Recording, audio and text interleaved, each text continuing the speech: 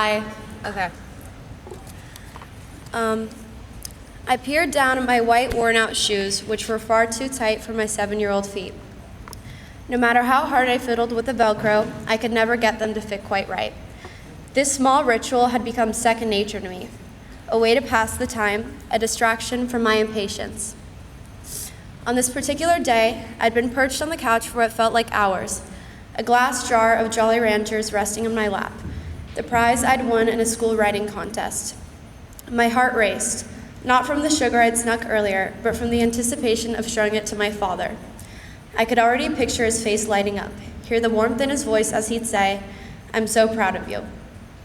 When I heard the familiar roar of his truck pulling into the driveway, I leapt to my feet, running toward the front door. My heart pounded as I hid behind it, eager to surprise him. But as the door swung open, my excitement crumbled. He stood there, slumped against the doorframe, his shoulders shaking, his face buried in his hands. My father, the man who never showed weakness, was crying. In that moment, the world tilted, and I began to understand the cruel role that illness plays in destroying a human being. Stage 4 gastroesophageal cancer. That was the name of the monster that had sunk its claws into my dad. Its shadow weaved its way into every conversation, every forced smile, every time my mother turned away so I wouldn't see her cry. Cancer became an unwelcome guest in the corners of my life, lurking behind moments that were meant to be joyful. It was there the night of the father-daughter dance, when I stood alone, the only girl without a father by her side. It appeared again during hours spent at the mall with my mom, buying hats to cover the baldness that chemo had left behind. And then there was the day I overheard an oncologist quietly advising my parents, "Celebrate Christmas early this year. He isn't going to make it to the holiday season." For years, days turned into weeks without seeing him. He was in and out of hospital so often that home never really felt whole. The times I did see him, he was a ghost stitched together by IV lines and hospital gowns. I remember sitting by his bedside after one of his surgeries, my small hand wrapped around his, praying for a flicker of recognition when he opened his eyes. But when they finally did, cloudy and distant, he didn't know who I was. He looked right through me, as if I were just another face blurred by pain and medication. I never had the chance to know the real version of my father as a child.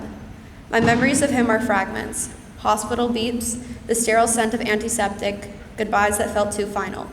My other family members tried to fill the gaps, but nothing could replace the absence of the parents I longed for, especially the father I never truly got to have.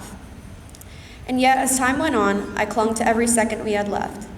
I no longer cared about the Jolly Ranchers or school contests. I just wanted to be near him, to soak in every story he told, every moment he was still mine. Things I never thought twice about suddenly felt like the most important parts of my day. Miraculously, my father survived. Against every terrible prognosis, 6 years of fighting later, he lived. But cancer had left its scars, on him, on me, and on the heart of our family.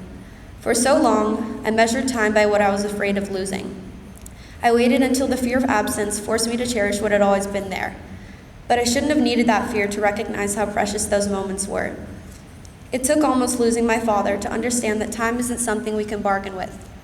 We don't get to choose when we start paying attention, when we start valuing the people around us, when we decide that a moment is worth holding on to. Too often, we only realize something's value when we're forced to imagine life without it.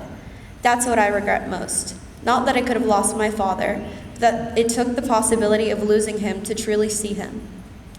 I don't want to live life like that anymore. I don't want to wait for tragedy to remind me of what matters. I don't want to take for granted the people who love me, the simple joys that pass by, the conversations we assume we'll have time for later. Because the truth is, there is no later, not in the way we convince ourselves there will be. Life changes in an instant. One day you're a 7-year-old waiting by the window, eager to share a small victory with your father, and the next, you're standing in a hospital hallway, praying he'll live long enough to see another Christmas. We shouldn't have to face loss to appreciate what we have. We shouldn't need fear to hold something tightly. So now, I live in a way that leaves no room for regret. I say what I mean, I love without hesitation, I cherish even the smallest moments because in the end, it's the ordinary ones that we wish we had savored. And I refuse to wait until it's too late to realize that. This, I believe.